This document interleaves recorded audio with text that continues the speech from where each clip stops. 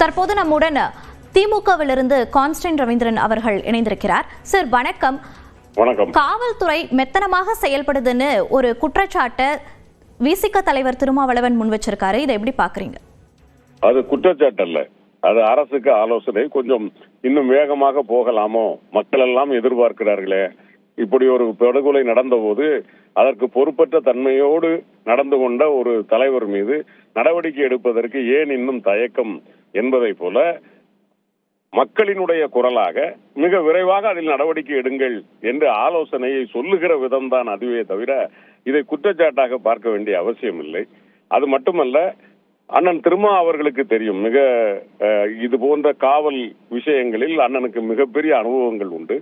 வழக்குகளை தொடுக்கிற போது இது போன்ற நிகழ்ச்சிகளை யார் முதலில் அரசிடம் அனுமதி பெற்றார்களோ, காவல்துறை அனுமதி பெற்றார்களோ, அவர்கள் மீதான குற்றச்சாட்டுகள் வருகிற போதுதான் அவர்களிடமிருந்து வாக்குமூலம் வாங்குகிற போது இந்த பொறுப்பற்ற தன்மைக்கு யார் காரணம் என்று வருகிற போது சாதாரணமாக விஜயும் உள்ளே வருகிற போது சட்ட ரீதியாக அவர் மீது நடவடிக்கை எடுக்கப்படும்.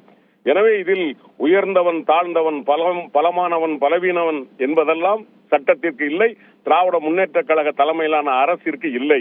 ஏனென்றால் செல்வி ஜெயலலிதாவையே கைது செய்த அரசு திராவிட முன்னேற்ற கழக அரசு. அவரை பார்க்கிற போது விஜய் என்ன அவ்வளவு பெரிய ஆளா? அனகோண்டா பக்கத்தில் பிள்ளை பூச்சி போன்றவர் இவர். எனவே திராவிட முன்னேற்ற கழக அரசு என்றைக்கு தவறு இருக்கிறதோ, அந்த தவறு அதை சட்ட ரீதியாக சரியாக வருகிறதோ அன்றைக்கு விஜயும் உள்ளே போக வேண்டிய கட்டாயம் இருந்தால் போகத்தான் செய்வார். எனவே அண்ணன் திருமா சொன்னதை கொஞ்சம் வேகமாக இந்த அரசு முடுக்கிவிட வேண்டும் என்பதாக ஒரு ஆலோசனையாகத்தான் எடுத்துக்கொள்ள தோன்றுகிறதே தவிர அது அரசின் மீதான குற்றச்சாட்டாக பார்க்க வேண்டிய அவசியம் இல்லை என்று நான் கருதுகிறேன்.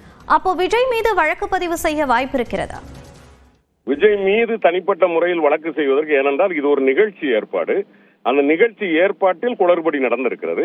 அப்படியானால் முதல் முறையாக அந்த நிகழ்ச்சிக்கு ஏற்பாடு செய்தவர்கள், அதற்கு உத்தரவாதம் கொடுத்து காவல்துறையிலே கையெழுத்து போட்டவர்கள், அதன் பிறகு அவர்களுடைய வாக்குமூலத்திலே ஏன் நடந்தது, எப்படி நடந்தது, நீங்கள் தான் அவரை தாமதப்படுத்தினீர்களா, இல்லை அவரே தாமதமானாரா, அந்த தாமதம் தான் இதற்கு காரணமா என்று வருகிற போது சாதாரணமாக விஜய் உள்ளே வருவார்.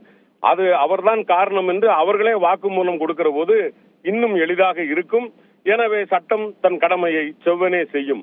இரும்பு கரம் கொண்டு தமிழ்நாட்டு மக்களுக்கு எதிராக நடக்கக்கூடிய எந்த ஒரு செயலிலும் இரும்பு கரம் கொண்டு நடவடிக்கை எடுக்கப்படும். மாண்புமிகு முதலமைச்சர் தளபதி மு.க. ஸ்டாலின் உறுதியாக அதை செய்வார்.